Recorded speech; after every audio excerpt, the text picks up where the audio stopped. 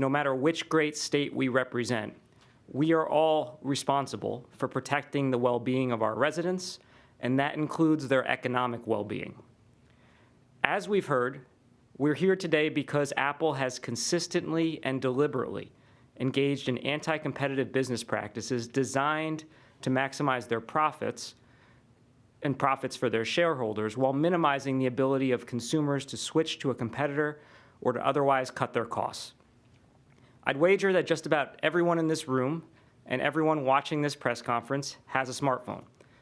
And nearly 7 of every 10 smartphones are iPhones. That's not an accident.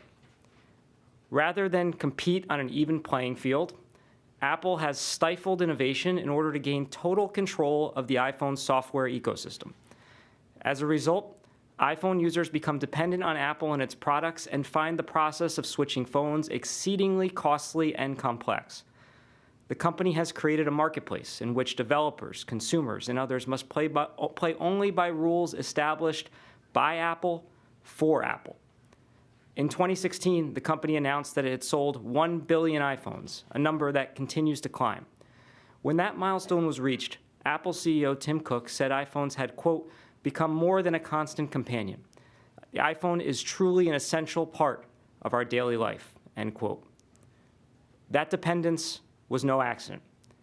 Apple made the iPhone a part of our daily life by limiting the features and functionality that developers could offer iPhone customers and by selectively controlling access between apps and the iPhone operating system. As we note in the complaint, Apple protects its business model by restricting technologies that would make it easier for iPhone customers to switch to another smartphone.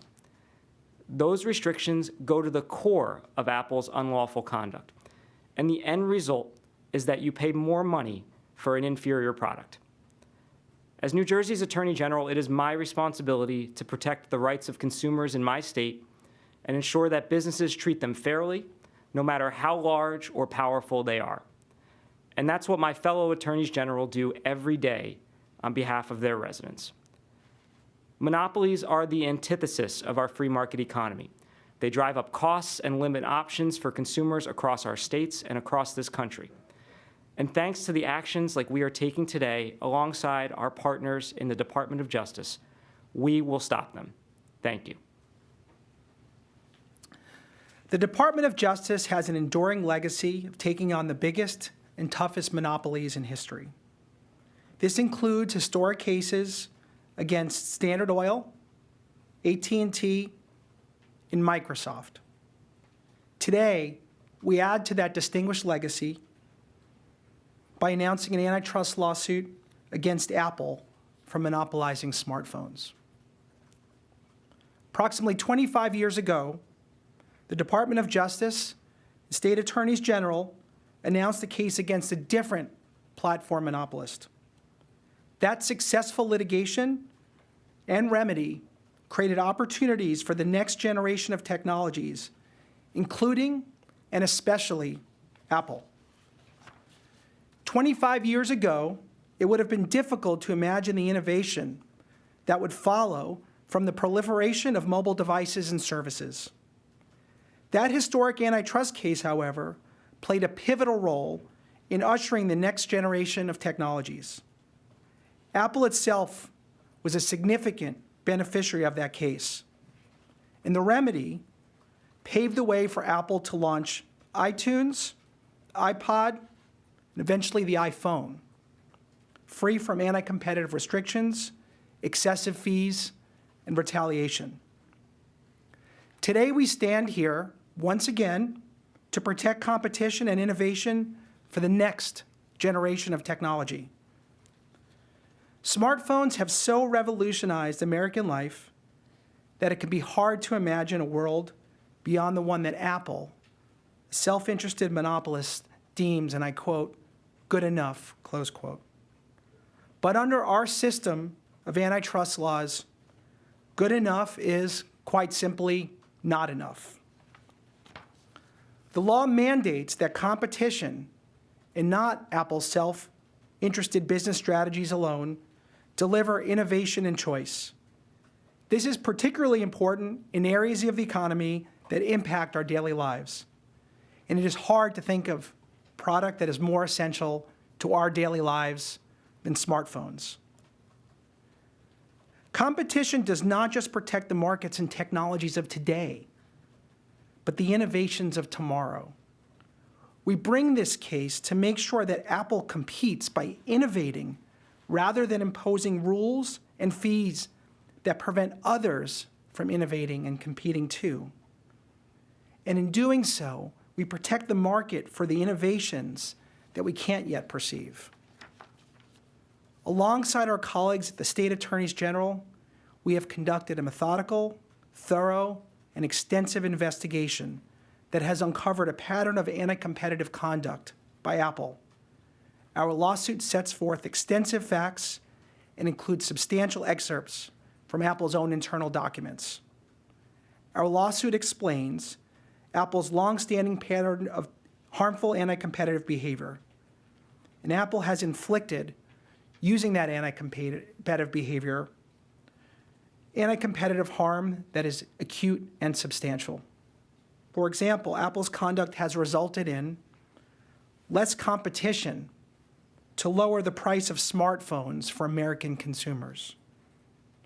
Consumers are paying more as a result for digital goods, services, and subscriptions.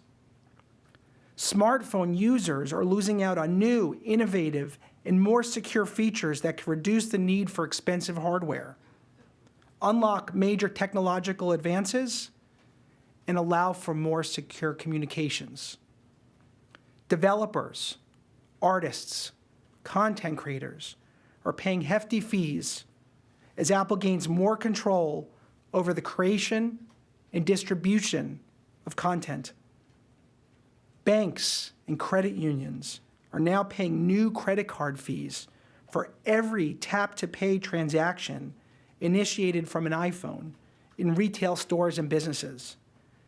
These fees will cost the economy, the U.S. economy, billions of dollars. Apple has long relied on contractual restrictions rather than competition on the merits to fortify its monopoly power. We know this because Apple's internal documents tell us as much. In 2010, a senior Apple executive emailed the then CEO of Apple about an ad for a new Kindle reader. The ad began with a woman using her iPhone to buy and read books on a Kindle app. She then switches to using an Android smartphone and continues to read her books using the same app. The senior executive at Apple expressed his concerns in candid terms. And I quote, "Message that can't be missed is that it is easy to switch from iPhone to Android. Not fun to watch," close quote. Apple was clear in its response to this competitive threat. Apple would, and I quote, "force," close quote, developers into using Apple's payment system. As we allege in our lawsuit, Apple repeatedly responded to competitive threats like this one by making it harder to leave than making it more attractive to stay. The antitrust laws have something to say about that. In closing, I would like to thank the unbelievably hardworking, dedicated, talented, and extremely awesome staff of the Antitrust Division, many of whom are in the back. They are exceptional public servants, and I am so proud every day to call them colleagues.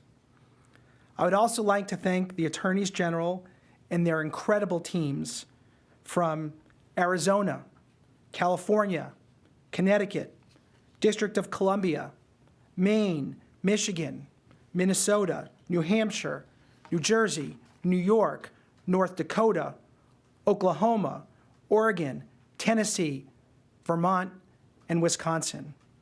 Finally, I extend our deepest gratitude to the U.S. Attorney and his extraordinary team from the District of New Jersey who join us in filing this important and historic case. It is a great privilege now to turn the podium over to the Attorney General from the great state of New Jersey. The landmark Microsoft case held a monopolist liable under the antitrust laws for leveraging its market position to undermine technologies that would have made it easier for users to choose different computer operating systems. Today's complaint alleges that Apple has engaged in many of the same tactics that Microsoft used. The complaint describes how Apple's anti-competitive conduct discourages developers from offering new and innovative applications and makes it more difficult for consumers to switch to other smartphones. Apple's conduct leaves consumers with higher prices, fewer new products, and a worse user experience. In this way, today's complaint also reflects the broader importance of vigorous antitrust enforcement. Markets that lack competition shift power from consumers and workers to powerful corporations. A lack of competition means fewer choices and higher prices for consumers. It means fewer options and lower wages for workers. And it means that the owners of powerful corporations make more without expanding the size of the pie for anyone else. Promoting competition through antitrust enforcement levels that playing field and is critical to promoting economic opportunity and equity. The department has been and remains committed to pursuing these goals wherever anti-competitive conduct arises. In the airline industry, we have successfully challenged mergers that would lead to higher ticket prices and fewer flight options for travelers. Earlier this month, JetBlue and Spirit announced that they were abandoning their proposed merger, a major victory for Americans who rely on competition between airlines to travel affordably. We have also weighed in on important cases affecting how much American families pay for housing, explaining why it is unlawful for landlords to collude to raise rental prices even when AI technology is used to do that. And we have prioritized criminal antitrust enforcement, cracking down on bid rigging and procurement fraud schemes that victimize federal, state, and local governments, and ultimately taxpayers. These are just a few recent examples of the work that the Antitrust Division and the department more broadly has done to ensure that the American people have equal opportunity in the marketplace. Today's suit against Apple reflects our continued commitment to promoting competition and advancing economic justice.